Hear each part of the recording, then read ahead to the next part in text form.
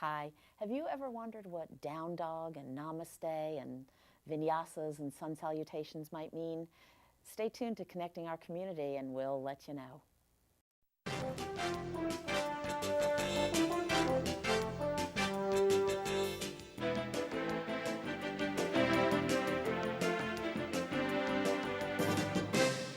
Hi, I'm Pat Shoemaker. Welcome to Connecting Our Community. You may notice that I'm dressed a little bit differently if you're a regular fan of the show. There is such a thing. And I'm very excited because we have something completely different for you this evening. My guest is Cheryl Kravitz, and she is a woman of all kinds of trades. She does lots of things, but tonight she's here as the gentle yogi. So Cheryl, welcome, and I'm very, very excited. So let's get started. Namaste. Thank you. First of all, how long have you been taking yoga? I've been taking yoga for about 12, 13 years now. Wow. How long have you been certified as a teacher? Almost 2 years. Wow. And what caused you to start taking yoga? Well, it's really interesting. And when I thought about yoga at the time, I thought about people contorting themselves into pretzels. And, I never really thought that I would be somebody who would do it. But I was in a freak accident and fell and broke my knee in a number of different places so badly that they could not put it together again, like My Humpty God, Humpty Dumpty. Dumpty. Yeah, so I had to have a knee replacement. And during that time, I was also in the throes of recovering from a very bad divorce, and I was a survivor, am a survivor of domestic abuse. And, it just triggered all kinds of things in me when I had both the surgery and the black and blue, and I was a survivor of domestic violence. So I spoke with my sister, who is certified as a yoga teacher in Arizona, and she said, you know what, why don't you try yoga? It'll ease the pain. And I really didn't know what pain she was talking about, whether it was how I felt in my heart or the pain in my leg. And I went ahead and started with a gentle yoga class. Yeah. And I, like you, think of yoga as people twisting and contorting and pretzels, basically. So what gave you the courage, what gave you the strength to actually go to the class and go through it? I looked on websites to see who was teaching yoga for people with injuries or gentle yoga. And Willow Street Yoga, which is in Silver Spring, Maryland, and Tacoma Park, Maryland, had that kind of class. And so I called them and said, can you take someone like me who has a knee replacement and all manner of injury? And they said, absolutely, because we teach all people. And what I learned at that time is that yoga really isn't the twists and the turns and the contortions. Yoga is something that is in your mind and in your heart. The poses are just a part of it. Yeah. And so you have been taking yoga for 12 years or so. What caused you to, not caused, but what inspired you to become a teacher, an instructor? I kept going to classes, and at one point I was taking 6 classes a week. Whoa. Because I could see the progress that I was making with my knee. And then I wound up having surgery. I was diagnosed with a form of breast cancer, and I had to have a lumpectomy. And I thought, you know what, I wonder if I could take these difficulties that I'm experiencing and transform them into something that could help other people. So I spoke to the woman who was the head of Willow Street Yoga, Natalie Miller, and she said, you can do it. I've been watching you for years now. You can do it. So I applied to become a yoga teacher. First I went through a 7 or 8 month course called Living Yoga, which really took a look at the history of yoga and why it is so important. And then I decided that, I would make that commitment, the 2-year commitment to study and become a yoga teacher, and that's what I did. So it took you 2 years of study before you could be certified as an instructor. Exactly. Wow. And that study not only included the poses and learning some of the Sanskrit words for the poses, it also, we spent about 5 months on anatomy, because it's really important to have an alignment-based study. You don't want to just, flop into a downward dog and not have your arms in position or your legs in position, because you could get injured. So it's very, very important. And so for people who are thinking, as we did, I could never do that, I'm not flexible, not a chance, but I have this injury, I don't want to go to maybe regular physical therapy or something. What are sort of the keys to look for in somebody that you are going to go to as your instructor? Is there something that, some way that people can check out the kind of yoga that's done or the certifications that this instructor might have? I would look at studios first, and there are many very reputable studios around in Montgomery County. The one I go to is Willow Street. There are others that you could go to, and make sure that the instructors that are part of that studio have been certified and really understand alignment, really understand what the poses mean. The other thing that I would look for, which is what I did, is to see the levels of study that there are, because as you mentioned, there are so many different kinds of yoga practice, and this particular studio has many, many different kinds of classes. I'm teaching a yoga for stiff bodies, and I'm doing a workshop for caregivers of people with dementia. There are also classes there that are for people who are in Yoga 3, and these are the people that can go into the middle of the floor and do a handstand. You know, that ain't me. No. So, you know, but good for them for being able to do that. Right. So, you know, it's not, as I said, it's not about the pose. It's about believing in yourself and understanding that yoga is strength and flexibility, but strength and flexibility of the mind, not only the body. And I think that's such an important part of yoga, that people who have never tried yoga think, I could never move that way, I don't have the strength to do a headstand or handstand or whatever, which is, you know, me, I don't have that strength. But it's such a mental thing, I think, that the mental part of it almost overrides the physical part of it. And I think somebody once said to me that that's why they call it a yoga practice, because nobody is really perfect at it. You really don't need to be or want to be perfect. You just need to be perfect for your own body and your own strength and your own limitations. And have you found that to be the case? Exactly. And, you know, in front of us are props, and those props are the things that are really life-saving for men and women, children, who are doing yoga poses, because one of the things we learned early on is that the props, for instance, I have really short arms. So I know that if I'm doing, for instance, a lunge pose and I'm stiff that morning or evening, whatever, I can extend my arms and how I can place my hands by using the blocks. And there are some poses in the beginning that were very, very difficult for me because of the range of motion in my knee, the knee that I had the surgery.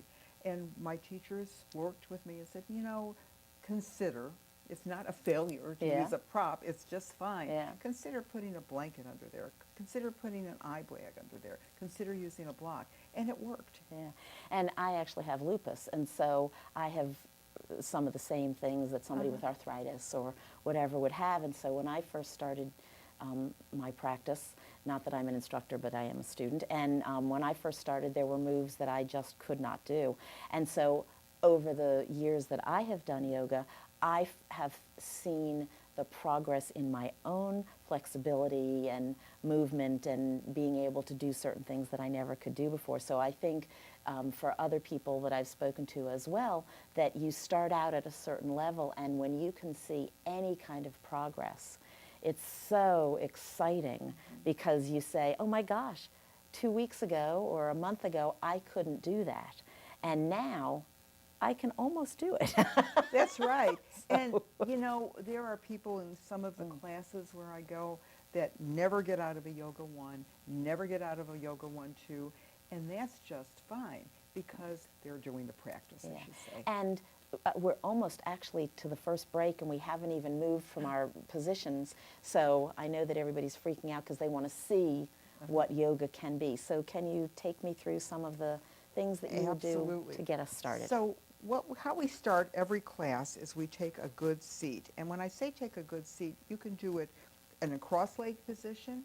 You can do it in what we call cobbler's pose with your feet together like this. Okay. Or if you choose, you can put your legs straight out in front of you.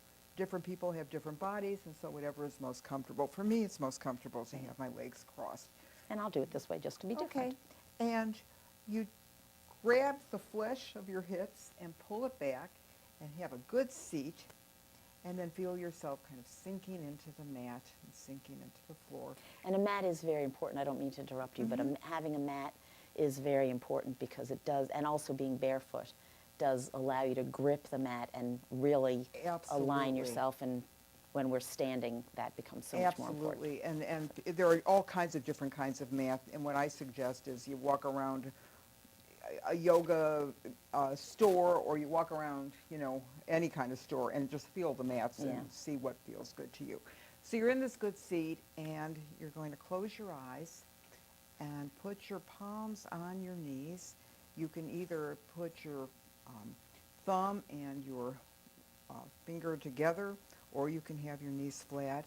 And then we spend a couple minutes breathing in and out. And what you're trying to do there is open up your heart, open up your chest. So bring your shoulders back a little bit so you can feel them kind of leaning into your back. And then breathe in and breathe out. Breathe in and breathe out. Breathe in and breathe out. And just for the purposes of television, we can't get that relaxed, so. Okay, we're not doing that. We don't want to fall And asleep. then I want you to stand up and grab your tennis ball. Why do we have a tennis ball, you say? Exactly. You're going to take the ball.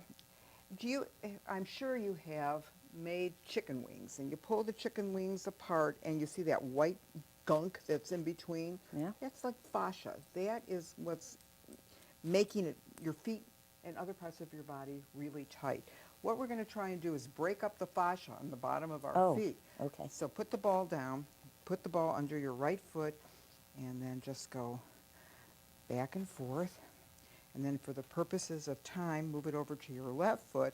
I want you to put the ball under your heel, put your toes down, and feel the stretch behind your leg, your hamstring. Now roll it forward. Put your toes around it, and you can also feel the stretch your upper thigh. This is also a good exercise, just have nothing to do with yoga, but for plantar fasciitis. It is Yeah. absolutely. Yeah. And a tennis ball you can have anywhere. So put Yeah. it in your purse, and if you're riding the metro, just Yeah. pop that tennis There you ball go. out. The other thing we can do right now is some stretches while we're standing. So very slowly, bring your arms up overhead, twist to the right,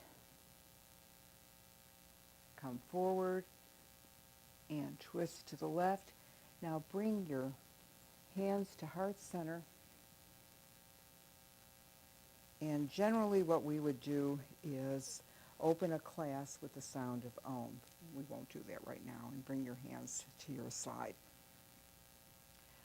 One other thing that can you do, bend your legs, your knees, pick up a block, one block, and then come up very slowly, and the block is between your hands, your arms are straight. We're going to continue doing some stretches with this prop, and we will be back to show you more yoga after this short break. Please stay with us. There's a lot more about yoga that you can learn.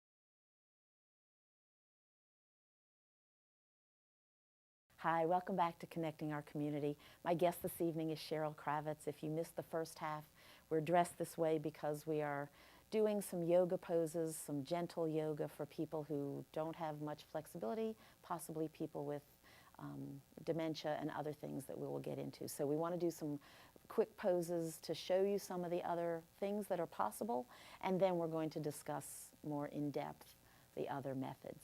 So we were just about to do... Well, we're going to do a couple standing poses that are pretty available for most people if they have props with them. And what we're going to do is a forward bend, we're going to go up, we're going to do a forward bend, then a lunge, and then we're going to do a couple warrior poses. Okay. Okay, ready? Ready. Maybe. Arms up overhead. And then what I'd like you to do is forward bend, bend from your waist. And if you can touch the floor, that's great. You could put a slight bend in your knee. And then I'd like you to put your hands on the blocks. I invite you to do that because it might be easier. It is for me because my arms are so short, as I mentioned. Put your right foot in between the blocks and bring your left leg back. Now straighten your hips so that they're level. And this is a simple lunge. Bring your left foot up to meet the right. Bring your right leg back. Again, bend at the knee, your left knee. Your right leg is straight and strong, your toes tucked under, and you should feel a really good stretch. Make sure your hips are level.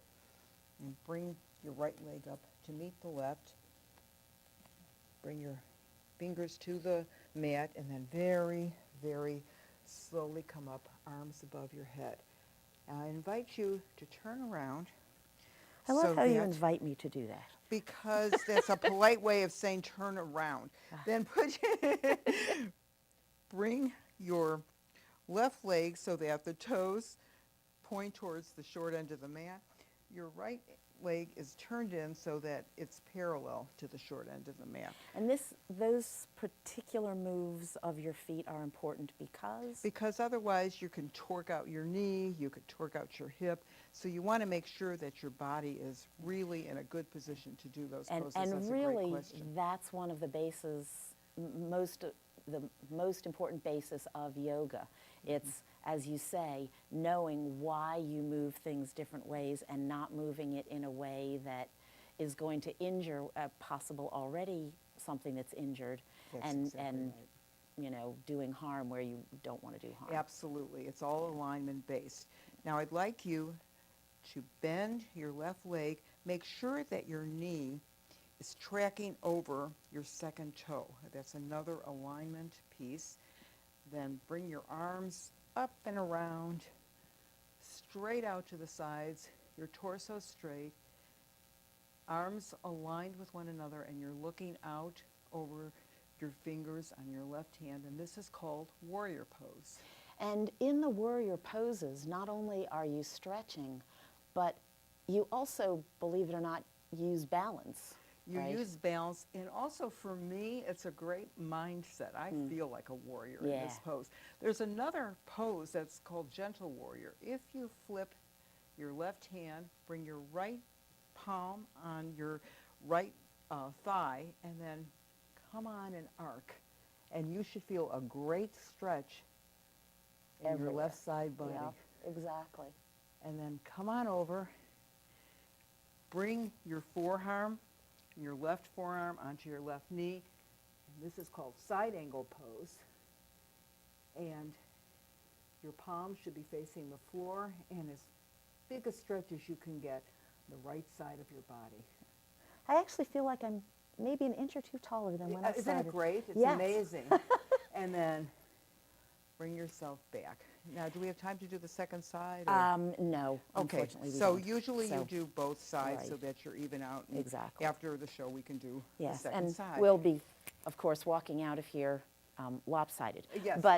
But in addition to the stretching, which is wonderful, it's also balance. And I think for senior citizens or anyone maybe with knee problems or whatever, that sense of balance is such an important part of yoga as well. Don't you agree? Exactly right. In fact, in one of my classes, we do some of the poses with a block on our head. Ah, so we're all blockheads. To make sure, and I have a funny story to tell you about this. One of the classes I teach is at an organization that provides relief in Africa. And I was teaching the class to the staff there, and I had them put a block on their head and walk around and then do poses, and they all laughed at me because they said, you know, from the time we were little children, we carried baskets on our Oh, heads. how funny. They, Yeah. oh, they all rocked the You poses. can just leave that there. Okay, so we're now going to move to the chairs, Okay. which we have conveniently set up here, and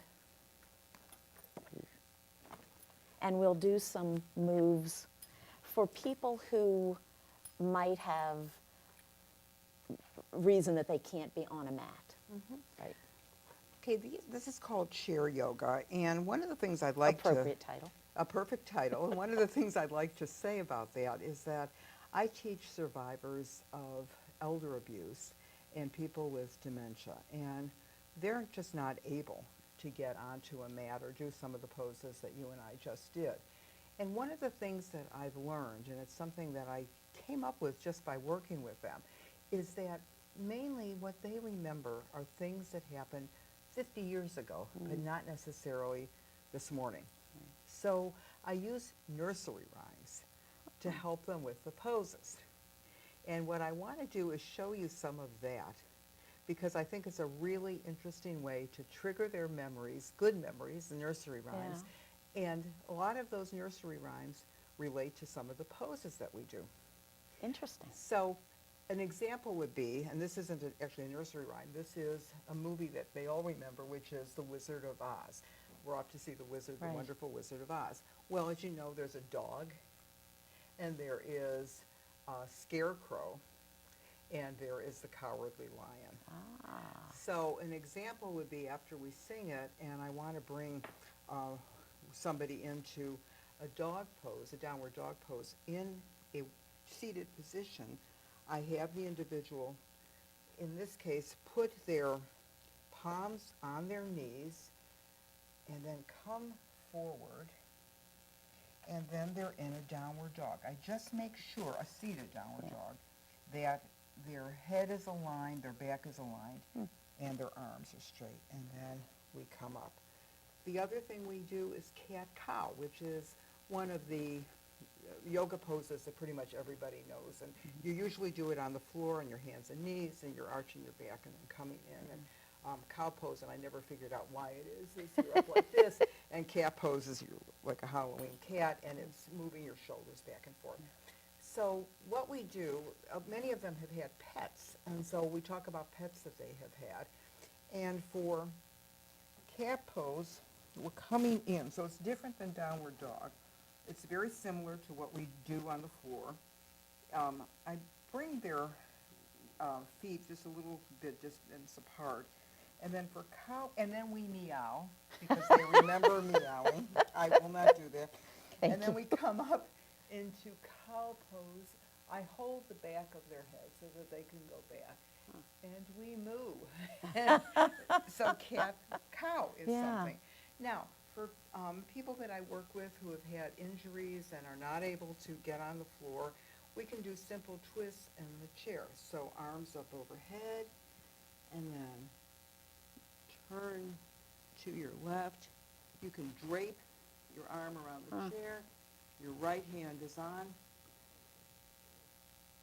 There, we go up, and then we can do it again on the other side. And that is a really good way to twist. And I have to say, for people watching who are just watching and not doing this, I know you think this is just bizarre and it doesn't do anything, but those small moves really do work. So I really urge people to maybe watch the show 2 or 3 times and, you know, see the moves and then do them along with us, or go to a local yoga place, you know, near your own home. But it's amazing how such small movements can really help you. So in terms of flexibility and balance and things like that, absolutely it helps. Have you noticed, just quickly, any differences in your patients with not your patients, excuse me, in your students with dementia? Absolutely, and that is measured by the physicians that they're working with, the social workers that they're working with, and we can see a very definite difference in how they're reacting. and their level of ease. And you know, I always start out with the breathing as we did, but one way that I trigger a good memory is we sing happy birthday and then breathe in and then blow out those candles. Yeah. And that's a way that they remember and gets Yeah. into their head. Well, I am so sorry to say that we are at the end of the show. I can't believe the time has flown by. We didn't get to most of the things that we had planned to do. But if people want more information about your classes or yoga in general, is there a contact information? They can email me, and I can either talk with them or I can refer them if they don't live in the area that I live in. It's crkyoga@gmail.com. Okay. And, you know, I'm happy to talk with them and see what their needs are. That's perfect. Thank you so much. I've loved it. I hope everyone else has. And please, if you'd like more information, you can always go to the website, Connecting Our Community. You can contact Cheryl directly. But please do give it a try. It's not pretzels. It really is good for you, for your mind, for your body, and for everything else that you can possibly think of. So thank you so much for joining us. Namaste. Namaste. Namaste. Which means we salute the goodness in you and the light in you reflected back on the light in us. So, thank you all for joining us. Join us again next time on Connecting Our Community.